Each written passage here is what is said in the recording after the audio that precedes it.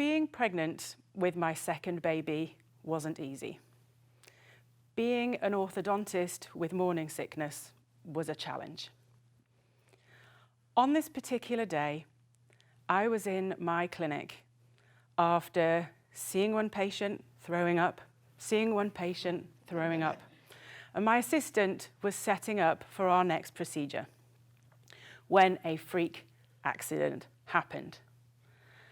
Somehow, with precision aim, my assistant fired acid from one side of the room and it landed in my eye. Now, I knew that I had to act quick to get the acid out of my eye. So I ran out of the office, up the stairs, met my boss, who was one of the other orthodontists, on the stairs. He took me upstairs. He laid a towel down on the floor of our staff room. I lay on the towel. I was about 8 weeks pregnant at the time, feeling terribly sick.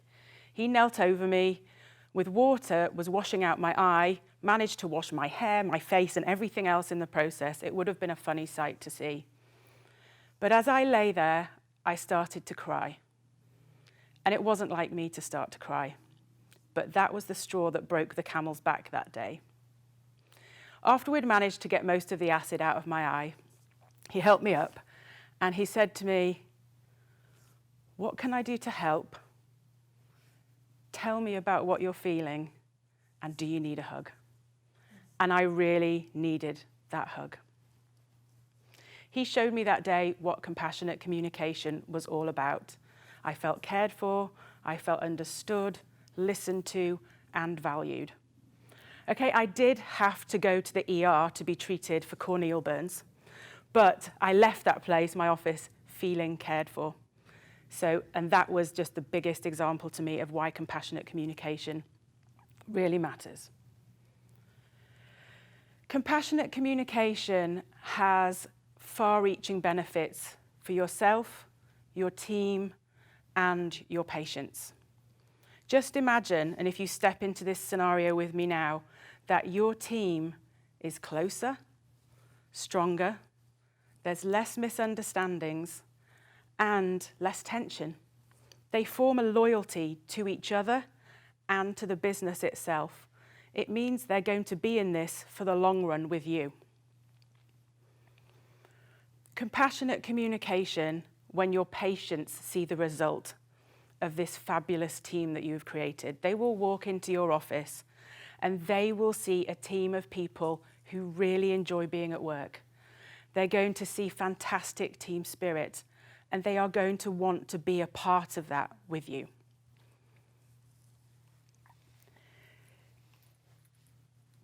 When you communicate using the techniques that I am going to share with you today, this will have far-reaching benefits to not only your life at work, but also for your life at home.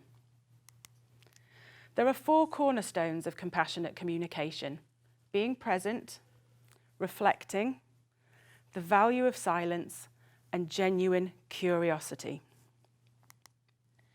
The first cornerstone of being present is about really listening to what you're being told. It's about being there and listening accurately. Life is busy, and I know firsthand what life in a dental practice is like. We have busy schedules, we have patients booked in back to back, and we know how long we have got for each person. So it can be very tempting to rush on through our day with the focus of getting done what we need to. But I'd urge you to press pause. And there is real value in that pause. It allows you to switch off all the busyness of the day, switch off the busyness in your mind, and really focus on what that person is telling you, whether that's team member or patient, doesn't matter, but you focus on what they're saying. They are going to feel respected and valued when you give them your full attention rather than looking distracted. The second cornerstone is that of reflecting. This is about reflecting back the words and the feelings of the person who has spoken. It helps them feel really listened to if you can do this. One phrase that you might like to say would be, "When you were talking, I heard you say that you really valued getting to have 1 day off per week. When you do this, it shows the person that you are stepping in to see things from their perspective and that you're trying to prioritize their feelings and thoughts in a conversation. Reflecting is also very important when we're discussing treatment plans with our patients. After all, who can tell us that we heard them accurately? The patient themselves. And unless we reflect back to them what it is that we've heard, we don't know that we've got it right. We've just assumed that we heard them correctly. Also reflect back their body language. This can be an uncomfortable thing to do. Sometimes we're not used to pointing out what people are physically doing. But it's worthwhile stepping out of your comfort zone and trying that. You might want to say something that would go like, when we were talking about your procedure, I noticed that you were wringing your hands. I can tell that you're really anxious. How can I support you? You're really offering them something to say, I get you. I understand what this is like. I'm not just the dentist who just gets on with the job. I want to help you. So I would urge you to reflect. The value of silence is so important. Communication nowadays is so fast. Texts, emails, it's instantaneous. And often in a conversation, our thoughts will go faster than the speed of the spoken word itself. So I would urge you to give them that pause and silence. It is very tempting to jump in because the silence can seem like a very long time. So counting to 5 is really important. And I want to show you how fast you should be counting to 5. So you can count in your heads or you can count out loud with me, but we'll count now. It goes 1, 2, 3, 4, 5. That's how long a pause should be. Now the pause has 3 values really. The first one, it will allow you to gather your thoughts. It will allow you to choose your words carefully of how you're going to respond. But also, it will allow the person who was speaking to maybe jump into that space and keep talking. They may have just had a little breath and want to continue and elaborate on their thought process. And this is where you may get the really valuable information out of them. So practice this in your next interaction when you leave this session with people, when you're networking here, and give them that 5-second pause. And test them out and see if they'll fill it, because I bet you they will.